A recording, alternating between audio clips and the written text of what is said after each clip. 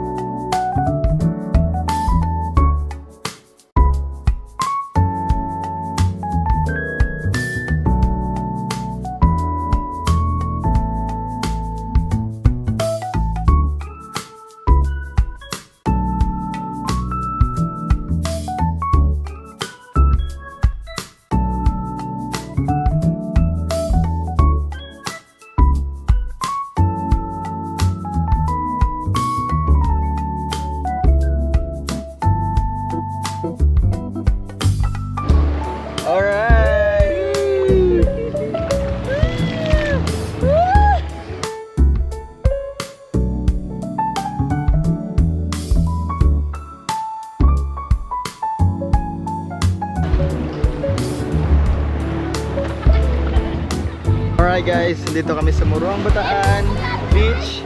Yan. Smooth ng tubig dito, hindi malakas ang alon. So tignan nyo naman gaano kalinaw at kalinis ang tubig. Walang bato-bato. Tira! Oh, go! Bugs! Uy! Ay!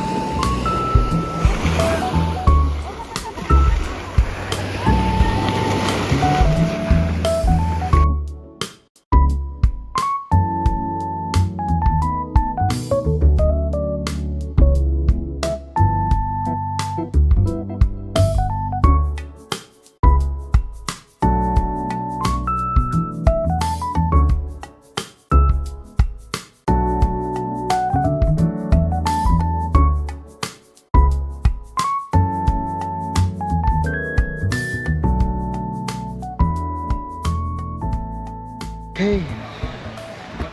Ayos ba? Ah, tara. Tara na. Akin to. We go home. Let's go. Tara na, lab.